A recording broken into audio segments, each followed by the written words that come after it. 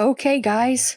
So I am working on a series of book illustrations for a rescue in Oklahoma that deals with Siberian Huskies. And they're called H3 for short, but it's Husky Halfway House.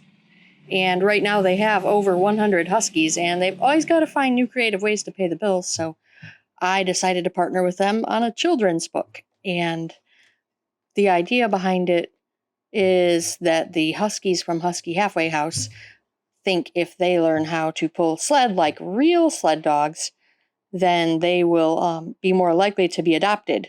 So they find a place called Pine Ridge Siberians, which already has a pack of mushing huskies who can teach them everything they need to know about this sport. And that's in Minnesota, and it's a real place, and it's a friend of mine. And now both of these ladies are friends of mine because they're both awesome and they're all doing what they can to help huskies who need homes. So anyway, they go to, in the story, Minnesota in the van, which is kind of an important part of H3 character, if you know. They have a great big white van with a whole bunch of crates in it, and they drive all over the country rescuing huskies, usually like 5 or 6 at one time, and they're all off the kill list at shelters because there are a lot of purebred Siberian huskies facing the consequences of poor management by humans and a lot of backyard breeding where two people have huskies and think it's a great idea to just let them have babies once and then sell them. And oftentimes the people who buy those dogs for cheap don't really know what they're getting into. And then the dogs end up at shelters because they're famous for being hard-headed, stubborn, and a little challenging to train. This doesn't make them bad dogs. It just means that you need to know what you're doing most of the time. There's exceptions to the rule, of course. We have some huskies that don't mind cats and that get along with everybody and learn potty train quickly, but it's just not the general rule. So anyhow, this book is going to educate a little bit about mushing. It's going to educate about husky rescue, and it's hopefully just going to look cute while that's happening. In this scene, we have one of the huskies, and she she doesn't want to pull the sled. She's a couch potato, and she's famously a couch potato.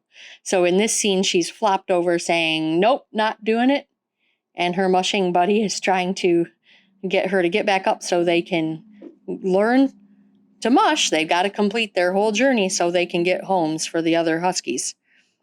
So she does agree to do this, but not because she wants to. She would rather be, if she was a kid, she'd be at home on video games eating Takis. So she's a really cute character. And the one next to her, I think both of them are permanent members of Husky Halfway House, so they probably won't ever leave the facility, which is why they're characters in the book, because they'll be recognizable if you follow H3 social media. The two in the back are Coda and Kenai, and Coda is Koda, Coda with no T, kind of like Brother Bear, and Kenai also has a Brother Bear name, which is why we paired them up in this story. So Coda is an H3 dog who lost his life when the canine flu, I think it was, went through the rescue. They were able to get it pretty quickly, and only 3 dogs passed away, but Coda was a special favorite, and he was one of them that they lost. And so he's in this book as kind of a memorial to him. And Kenai lives at Pine Ridge Siberians in Minnesota. He's a real character, and he also has other children's books that he's featured in called The Adventures of Mukau. The first one is about him joining his new pack and learning to mush as a baby. And then his second story is about hiking in Minnesota, and you can see scenes of the state park and Mukau mushing with his buddies. Well, not mushing in this book. The second one is hiking. Sorry. Anyway, he has his own kids' books. Those don't go to support rescues. They were just fun, and so Cassandra and I worked together on them. But the H3 book will be sold specifically and only to benefit Husky Halfway House Rescue. The illustrations are done by Cameo Anderson, and that's me, in case you don't know that already.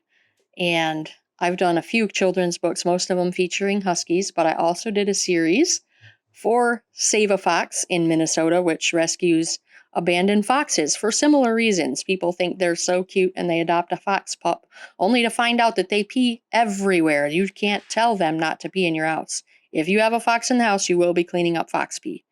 And they can be They're really kind of wild, even the domestically bred ones. And what Michaela Raines says is it's not if you will be bit by your pet fox, it's when. They all bite.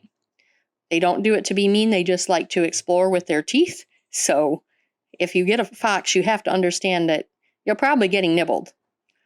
Anyway, I'm going to let you guys watch the rest of this illustration come together.